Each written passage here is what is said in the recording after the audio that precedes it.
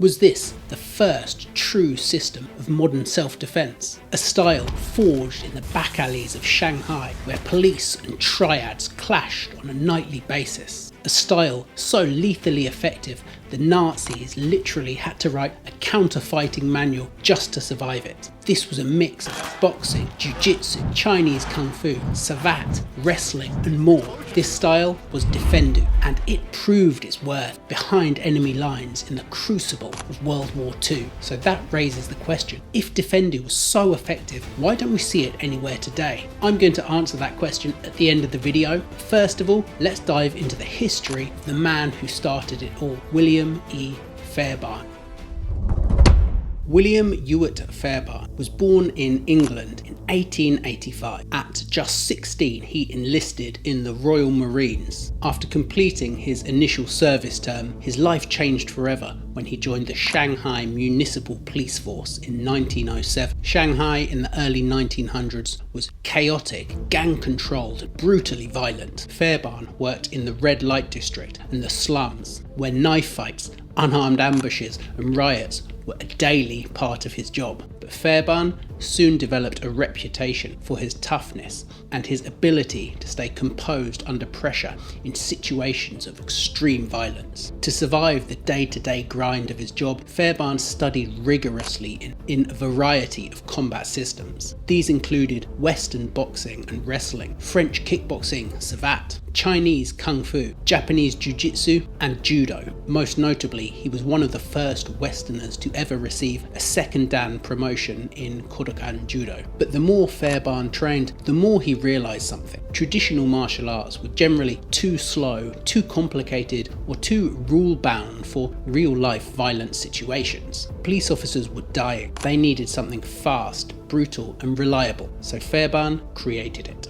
Over his 20-year career as a police officer in Shanghai, Fairbairn suffered hundreds of knife wounds, survived countless street fights, and learned what really worked and what didn't the hard way. He stripped away anything that required athleticism or long-term training and kept only the techniques that were proven successful in real-life fights. When the world descended into global war for the second time this century, the British knew they needed to give their undercover agents and their special operatives an edge, so they brought in Fairbairn. He was enlisted in the Special Operations Executive, an ultra-secret organisation responsible for sabotage, resistance training and guerrilla warfare behind enemy lines. So Fairbairn and his long-time training partner Eric Sykes were commissioned in 1940 and handed a monumental task: take ordinary men from Britain, America, Canada, Europe and other allied nations and turn them in a matter of weeks into combat specialists. Throughout the war, Fairbairn trained British Commandos,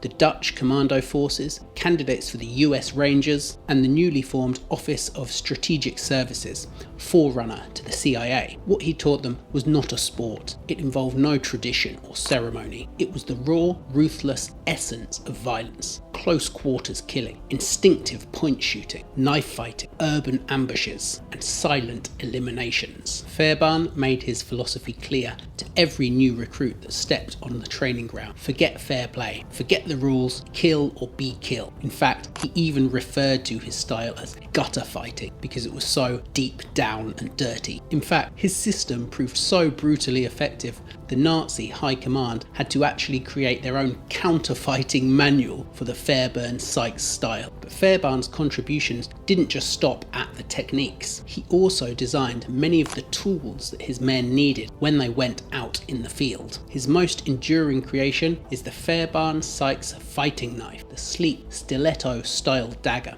carried by the British Commandos and duplicated by special operations units around the world. It was purpose-built for killing, designed to slip through body armour, military fatigues and the ribcage. In fact, even today, the knife is in the logo of the SAS, or the Special Air Service, Britain's most respected special forces unit. But beyond blades, Fairbairn helped revolutionise a number of other implements. He refined the use of tactical flashlights in combat and revolutionised military pistol shooting and close-range gun technique. So now we know the story of Fairbairn and Defendu, but what does it actually look like? Defendu wasn't a martial art in the traditional sense, even though Fairbairn had extensive background in a number of traditional styles. Almost all of the ceremony and traditions were taken away. Instead, it was created based on anatomy, psychology, and efficiency. It was one of the first scientific approaches to modern fighting. Its core principles were: 1. Strike first. End it immediately. Fairbairn believed the person who attacked first nearly always won. Therefore, there were no warnings, there was no posturing, just a direct explosion into action. Number 2, target the weak points. Eyes, throat, groin, knees, arteries. Techniques were built to cause immediate incapacitation. And it was dirty too. Stamping on feet, clawing, gouging, biting, whatever it took. Number 3, gross motor skills and brutal simplicity. There was zero complex movements. Nothing required perfect timing. Everything had to work under the pressure of adrenaline, with tunnel vision, shaking hands, and suppressed by fear. Number 4, psychological shock and aggression. Fairbairn drilled operatives to go from calm to furious in a split second, a strategy he called controlled ferocity. This served well in group situations where you would crumble resistance by striking pure fear into the hearts of your enemies by using absolute ferocity. Number 5 was integrated weapons and in-fight tactics. Fairbairn understood well that a lot of street violence involved the use of weapons, so he blended hand strikes, kicks, stomps, and other dirty fighting with knife techniques, baton and stick work, improvised weapons, and finishing an attacker with whatever you had. Point and shoot techniques at close range. If you want a great example of this, just look at John Wick. He uses techniques straight out of Fairbairn's manual. All of this together made it the first true modern mixed defense system.